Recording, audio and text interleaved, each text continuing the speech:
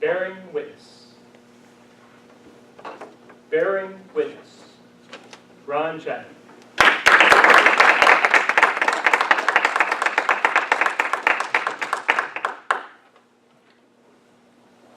I've got a great idea for you.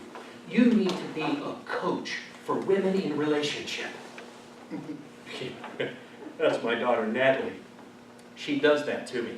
Mr. Contest Master, fellow Toastmasters, here's what I said back.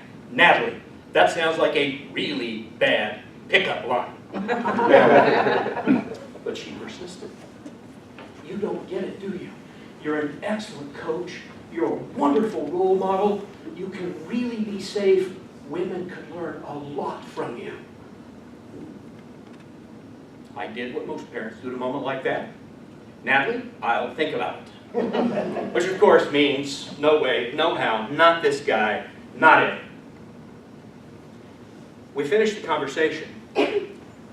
About 3 weeks later, I got a call. Not from Natalie. From the director of a not-for-profit on the Eastern Seaboard that does recovery work with women with addictions problems, with women with all kinds of domestic violence issues.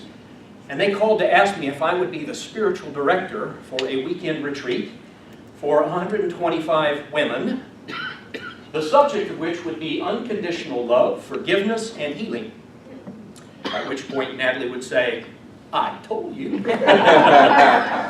Here's the punchline though. In their 50 years, they had never before asked a male to be the weekend retreat coach.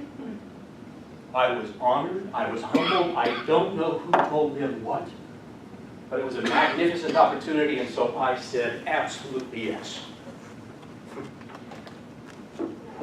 So there it was, a year later, after we wrapped it all up and got ready. We open it up, I tell them the Natalie story, and all these 125 women are laughing. They're thinking this is really funny, here I am, right? Then I asked them to stand to bear witness. And of course, they didn't know what I was asking. But I shared some information with them. I said, if this is a representative group, more than half of you have been perpetrated or violated in some way by people of my gender. More than half. And they got very, very quiet. And then I asked them to start looking at each other. Because I told them, you won't know the scars and the injuries, but you need to bear witness to each other. So look at each other. Breathe. Pay attention to each other. And that started us off on a magnificent course for the weekend. I'm happy to report it went so well, I will be returning for my 5th occasion in just 2 months. I'm very moved to say that that is possible for a guy like me. So I'd love to tell you all about what happened there. But that's not this story. This story is about a couple pieces of information you need to know. One comes from Dr. Irv Hines, a man who's a pain physician who's been working for more than 50 years trying to help people with their pain. And he says that in his experience, the most untreated human malady is heartache. Heartache. It's validated by the work of Stephen and Andrea Levine, who picked up the work that Elizabeth Kubler-Ross did around death, dying, and grieving. They have discovered that the failure to deal with our unhealed sorrows hardens the heart and calluses the soul. Worse still, it burrows into our psyche and consumes our lives. And at worst, it goes out sideways or strange ways and devastates our communities and our families.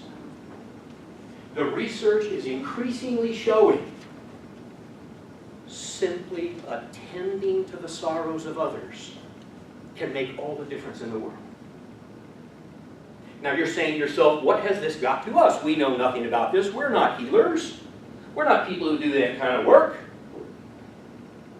I'm going to challenge that proposition. I'd like you to raise your hands as I ask you a series of questions. And while I'm doing this, I'd actually like you all to look at each other, not at me. And I'm going to come down here to facilitate that. Who here, show of hands, knows someone who has an unhealed tragedy or trauma somewhere in their history?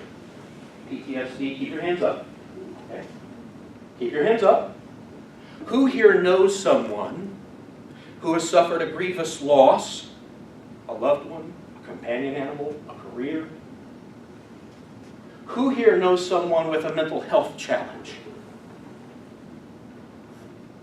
Look at each other. Please. Look at each other.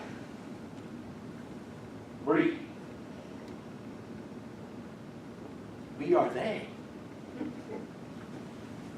If this is a representative sample, everyone we come in contact with, or almost everyone, is dealing with an unresolved trauma, a tragedy, something that is unhealed or unforgiven.